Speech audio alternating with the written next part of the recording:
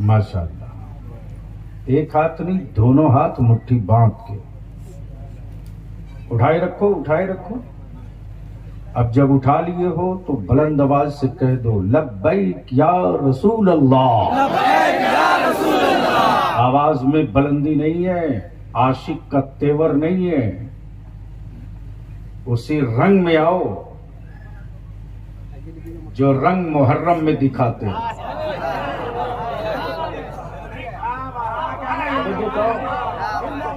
Stage पर हाथ वाले हों तो वो भी साथ दे देंगे। अब कुछ हजरत लोग बिल्कुल बीच में रखे हैं। अरे यार, बीच वाले के पीछे नमाज भी नहीं होती। उठाना है तो पूरा मर्द की तरह उठाओ, उठाए रखो। जो खड़े हैं क्या वो भी हम ही लोग बिरादरी के? और वो पीछे वाले,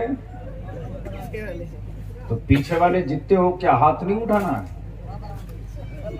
हाथ दोनों उठाओ और चारों तरफ से ये सदा गूंजनी चाहिए, लब्बैक या रसूल अल्लाह, लब्बैक या रसूल अल्लाह, अल्लाहुम्मा लब्बैक या रसूल अल्लाह, अल्लाहुम्मा लब्बैक या रसूल अल्लाह। नीचे कर लो। आज का ये तारीखी इजलास बनाम इस्लाहे मुआशरा।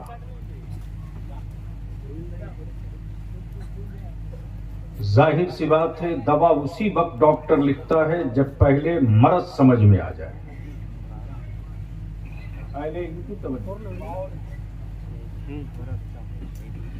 यूं अगर किसी मरीज ने कहा मुझे हार्ट में दर्द है, तो डॉक्टर तुरंत दवा नहीं लिखता बल्कि कहता है पहले जाओ इको कराओ, ईसीजी कराओ, ब्लड टेस्ट कराओ। जब रिपोर्टें देख लेता तब उसके बाद वो लिखता है कि इस मरीज को कुछ दिनों तक जिंदा रखने के लिए ब्लड पतला करने की जरूरत है, या जो ब्लॉकेज है वहां स्टेन डालने की जरूरत है, या जहां नसें बिल्कुल मुड़ चुकी हैं उसके ऑपरेशन की जरूरत है। मेरे उलमा इकराम ने पहले बहुत कायदे से, बहुत गौर और फिक्र के बाद पहले मरज पकड़ा, और जब इदारे शरिया ने बीमारी पकड़ ली तब अपने उलमा इकराम का कारवां लेकर निकल पड़ा। और हमें फख्र है अपनी जमात के उलमा पर, और हमें नाज है अपने अहले सुन्नत की आबादी के, गांव के उस सदर सिगरेटी, मस्जिदों के मतवल्ली और सिगरेटी पर, कि जब ठान लिया अहले सुन्नत के जवानों ने तो डीजे बजाने वालों का बाजा बजा दिया। अगर समझ में बात आवे तो बोलेंगे हसन भाई, डीजे बजाने वालों का बाजा बजा दिया। सुन्नियों अगर बलियाबी की एक बात मान लो तो 24 आते आते बहुतों का बाजा तुम फाड़ भी सकते हो, बना।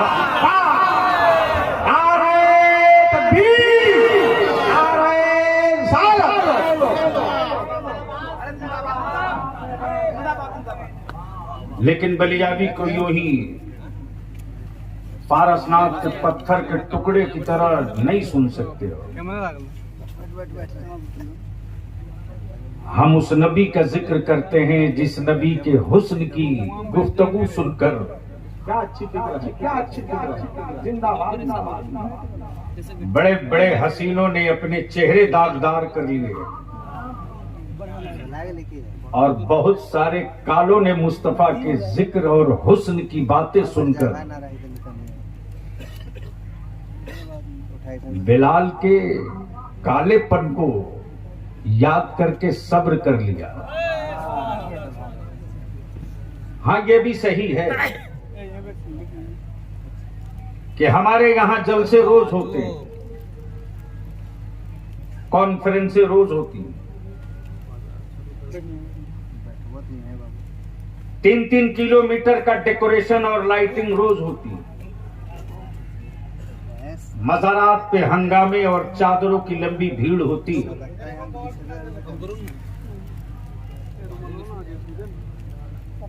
देख चढ़ाए जाते हैं, लेकिन आई हुई अकीदत की भीड़ को अगर हम कोई नुस्खा न देकर भेज सके, आए हुए हुजूम को अगर हम कोई नक्शा न देकर भेज सके, क्या कहना है, क्या लफ्ज़ है, जिंदाबाद, अगर हम अपनी मिल्लत के उन जवानों के आंखों में होश का सुरमा लगाकर न भेज सके, अपनी कौम के बुजुर्गों को अगर हम संजीदगी के माहौल में बकिया उम्र गुजारने का कोई नुस्खे कीमिया देकर न भेज सके, तो माफ कीजिएगा, हंगामे की तारीख तो लिखी जाएगी, आपकी नस्लों की तारीख नहीं लिखी जाएगी। अब ये जितने कमेटी वाले हैं जो मुहर्रम की तरह ला रहे हैं, आलिमों का पहलाम कर दे रहे हैं। हाँ, मैं थोड़ी देर के लिए हसन साहब सोच रहा था कि तकरीर कराने ले जा रहा है या पहलाम कराने ले जा रहा है। इसलिए जितने भी कमेटी वाले हैं,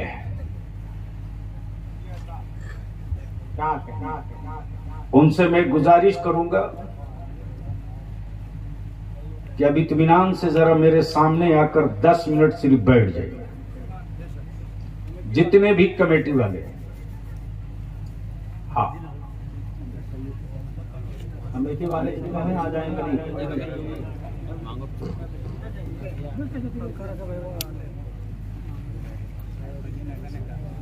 चलिए, अब शोरा की बारात आ गई।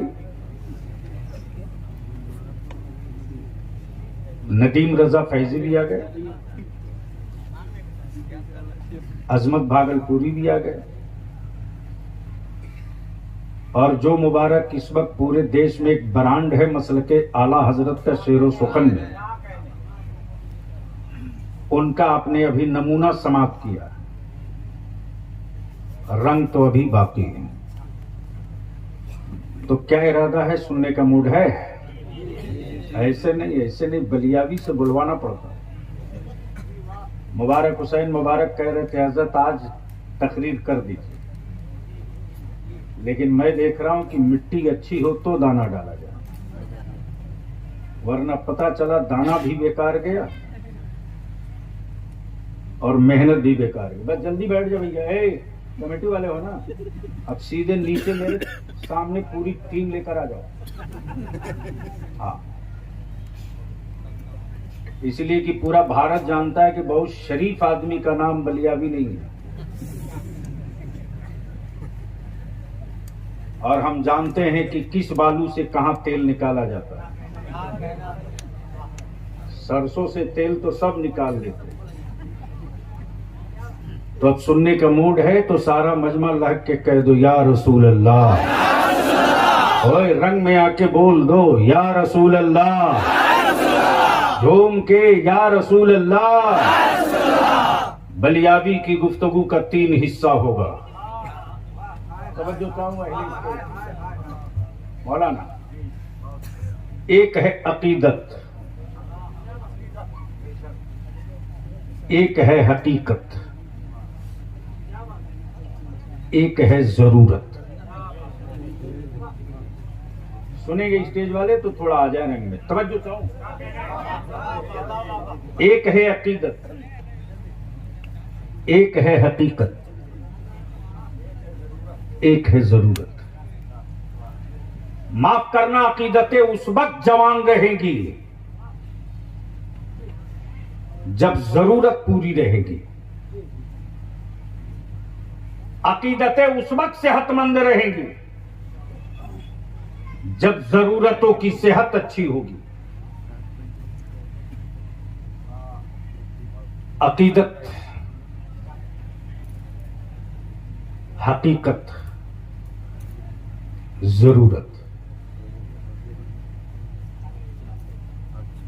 गौसे आजम की 11वीं मने ये अकीदत है। पहले स्टेज की तवज्जो चाहूं। गौसे आजम की 11वीं मने ये अकीदत है। लेकिन मेरे बेटे जाहिल न रहें, ये मेरी नस्लों की जरूरत है। गरीब नवाज की चादर चढ़े, ये मेरी अकीदत है। लेकिन मेरी बेटियां कांधे पर जवानी का बोझ न बने, ये मेरी जरूरत है। मस्जिदों के मीनारे 80 फीट नहीं 100 फीट ऊपर उठे, यह अकीदत है। लेकिन उस मस्जिदों का इमाम रोटियों के टुकड़ों के लिए मोहताज हो। माफ करना, आज कोई ये घर बता दो जिस घर में 5 बेटे 5 मोबाइल, एक बाप के 5 बेटे 5 मोबाइल, 5 बहुएं 5 मोबाइल, एक घर में 10 मोबाइल, और एक कम से कम रिचार्ज अगर कराता है तू तो 300। एक घर में 10 मोबाइल, सोच ले पर मंथ तेरा पैसा कहां जा रहा, पर मंथ तेरा पैसा कहां जा रहा है। समझ होता हूं, दिल लगावेंगे, दिल लगावे तो मैं आज की बात नहीं कर रहा हूं, मेरी गुफ्तगू का असर बाद में समझ में आएगा। पर मंथ ये लाखों लाख नहीं करोड़ों करोड़। और तेरे बलियाबी ने आज से 1.5 साल पहले कहा था इस्लाम के वजूद के कत्ल का असल मास्टर माइंड अमेरिका है। असल मास्टर माइंड अमेरिका है। डिजाइनिंग किया इसराइल ने, डिजाइनिंग किया इसराइल ने, कॉन्ट्रैक्ट लिया अमेरिका ने। पेटी कॉन्ट्रैक्टर हैं ये भारत वाले, मेन कॉन्ट्रैक्टर नहीं है। तवज्जो चाहो, सुन लीजिए मौलाना, कई साल पढ़ोगे तो ये नहीं मिलेगा। कहने जिंदाबाद जिंदाबाद, सुन लो, सुनिए, बोल लो बोल लो बोल लो, अरे रंग में आके बोल लो, बोल। बेटी कॉन्ट्रैक्टर है भारत में, लेकिन बलियाबी कहता हो इसराइल तेरी टैंकों की गरज, तेरे तोपों की गुर्राहट, तेरे हुक्मरानों की आवाज़ी और इसराइल तेरी फौजियों के जुल्म को फलस्तीन के मावों की बेटियों बेटों ने चुटकी में उड़ा दिया है। और उड़ाकर ये जमाने को बता दिया कि सरों में अगर शहादत का जज्बा जिंदा है तो नस्लों का वजूद जमीन से खत्म नहीं हो सकता है।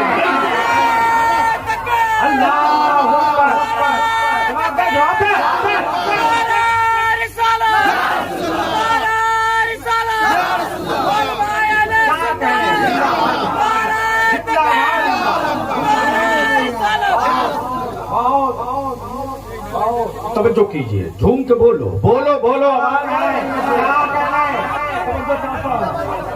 पहले स्टेज की तवज्जो करो। अच्छा हो गया, अब ठीक है, मैं डिस्टर्ब कर दूं।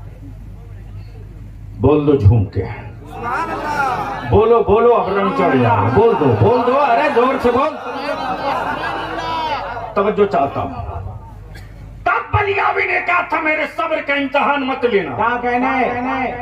मेरे सब्र का इम्तिहान, ये मेरे लिए नया पेपर नहीं है, ये सब्जेक्ट मुस्तफा के गुलामों के लिए बहुत पुराना है। सब्र उनके लिए नया है जहां सिर्फ जबर हो। हमारे यहाँ जबर का तसव्वुर नहीं, सिर्फ सब्र है। मेरे यहाँ जबर का तसव्वुर नहीं, सिर्फ सब्र है। लेकिन दुनिया ने देख लिया करबला में कि जबर दम तोड़ दिया, सब्र का झंडा आज भी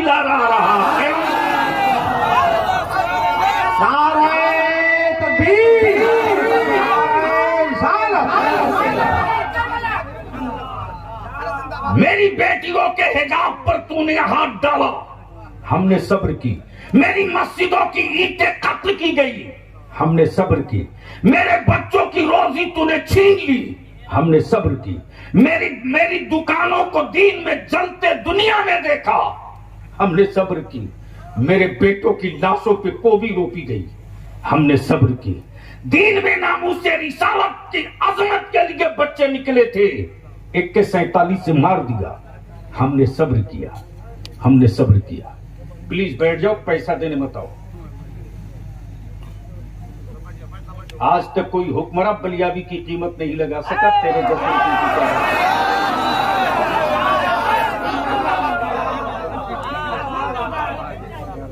बस बैठ जाओ, वरना बलियाबी अगर थोड़ी सी आंख बंद कर दे तो जिंदगी की आखिरी सांस तक कुर्सी पर ही रहेगा। लेकिन मैं जानता हूं कि हम उसके लिए नहीं पाले गए हैं, हम तो रईसुल कलम के मिशन और रजा के मसलक के लिए पाले। अब जहन को थोड़ा करीब करिए। हमने सब्र किया, आगे भी करेंगे, आगे भी करेंगे। लेकिन याद रखना, सब्र की दीवारें अगर गिरती है ना, सब्र की दीवारें अगर गिरती हैं तो जलजला और सुनामी दोनों एक साथ आता है। हाँ, जेल की सलाखों में मेरे बच्चों को दहशतगर्द, आतंकवादी, जिहादी कहके डाल दिए,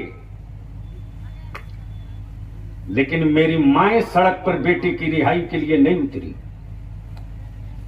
हाँ, मुसल्ले पर उनका आंसू जरूर उतरा है, और जब माओ का आंसू उतरा है मुसल्ले पर, तो गरम गरम आंसुओं की बूंदों ने उस सिसकती हुई मां को तसल्ली देकर कहा, घबरा मत, दिन लौटेंगे, परेशान मत हो, दिन लौटेंगे। इसलिए कि पत्थर कभी बबूल के पेड़ पे नहीं मारे जाते।